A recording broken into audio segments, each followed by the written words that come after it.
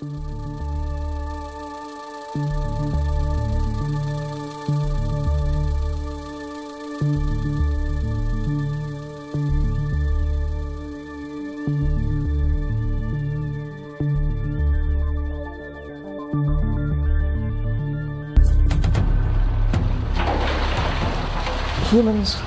are endowed with the power of knowing, but we have imposed our impacts on the natural systems in a way that no other creature on the planet has done in the past, or can't imagine anything that could be as drastic as what we're doing in a comprehensive way to change the nature of nature.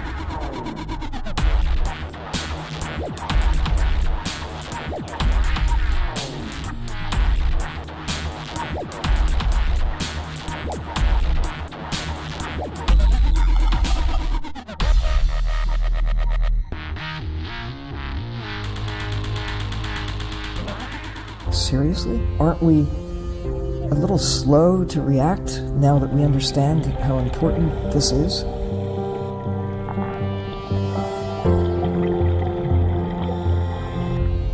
A precautionary principle would suggest it makes sense to do everything we can, knowing that there's a good chance that if we don't do these things, we're going to cause the collapse of much that we care about.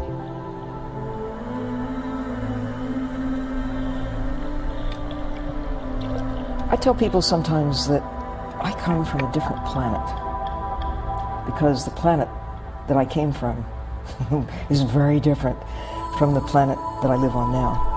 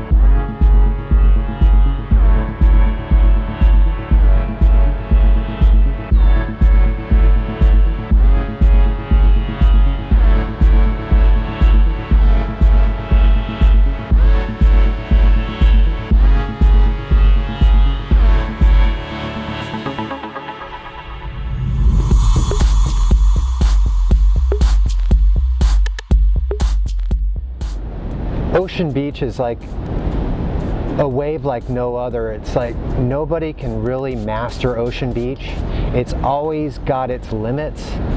It's dangerous, it's heavy, it's dark, it's ominous, and then sometimes it's beautiful and gentle and perfect, and it's just the greatest surfing beach around. This is my #1 surf spot. If it's sunny and the waves aren't working, I'll just kick back in the dunes and get some rays. And I also run along the path here. Visiting the beach makes me feel amazing. Serene, calm. It's what I do when I'm stressed because I'm at school getting my master's. It's what I do if I can't sleep at night. I go down to the beach and just sit and watch the waves. As a kid, I used to swim. Well, just be in the waves, ride the waves, body surf for sure. Build sandcastles, bury my dad in the sand. I don't wear shoes the whole time at the beach while walking in the sand, which isn't probably the best because I've cut my foot a couple times. I'm very much aware that there are pieces of glass and metal bottle caps in the sand. It makes me nervous for the kids and the animals especially because those are the ones that don't pay attention to where they're walking. Like I try to as much as possible, but the animals and the kids that are just running around, they're gonna get something stuck in their foot. When I go to the beach to surf, I always wear booties, even if I don't need to wear booties, because crossing the street, you know, my feet get all chewed up in the gravel. Every time I come to Ocean Beach, I see a ton of litter, especially around the holidays or especially around weekends where the weather's like this, where you can kick it without a shirt and whatever, and people come from all over to enjoy the beach, and I'm all about that. But yeah, it seems like the people from inland bring a lot of trash with them and they leave it behind, and it used to get me a lot more upset. I'm desensitized to it. I see people come all the time and they spread out all their stuff, and then they leave and I see a lot of their stuff left behind, and I just kind of shake my head. And the way I used to respond to it was anger. Now I just kind of shrug and think it's really sad.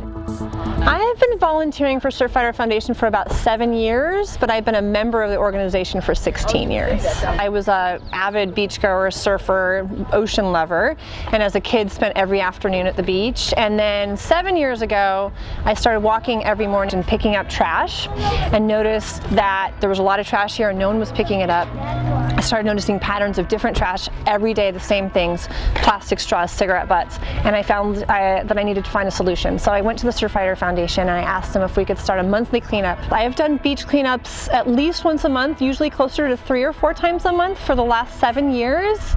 And though I know that beach cleanups don't make a huge impact as far as the amount of trash that's on the beach, the amount of trash that's going into the ocean, what it does is create passion among volunteers.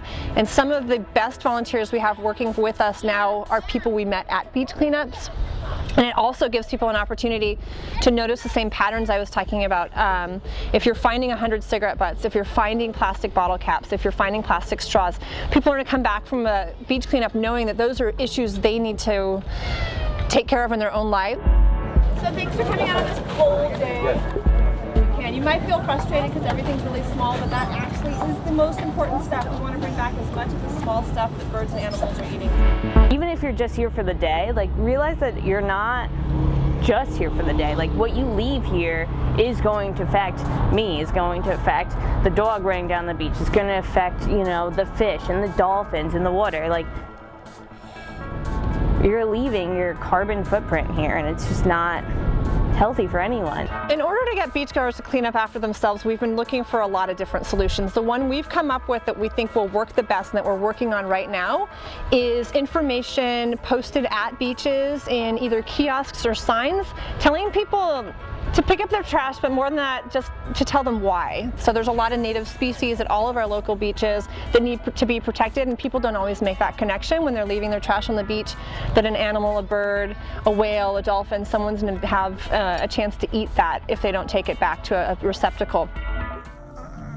This 26-foot-long bride's whale was stranded on a beach in Australia and died. It was found that the whale's stomach was packed with over 19 square feet of plastic.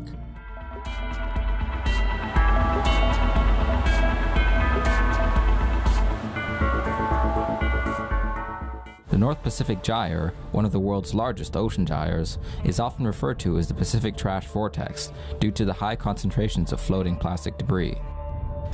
The vortex is made up of some 100 million tons of plastic, including large objects or disintegrated objects and particles.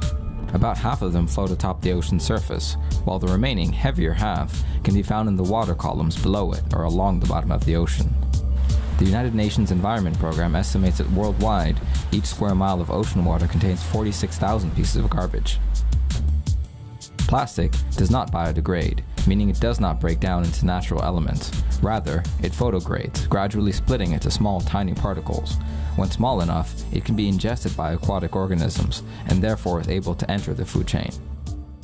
I don't like the single-use plastic bottles. I try not to buy bottled water. I definitely have at least 1 or 2 reusable bottles with me at all times, but I'm not as good as some. I'm a lot better than others.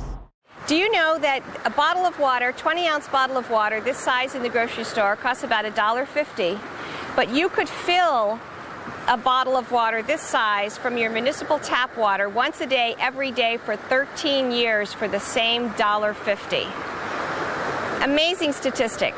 Now, let's say you're rich, you don't care how much it costs, you're going to drink bottled water. Well, bottled water actually isn't necessarily any cleaner than tap water. The federal EPA standards for bottled water are actually lower than the EPA standards for municipal water. I'm a volunteer, but I lead the Rise Above Plastics program, which is dedicated to finding solutions for single-use plastic used in San Francisco. Or things like cigarette butts. Hold On to Your Butts, a campaign we have going, and cigarette butts are actually plastic, and most people don't know that.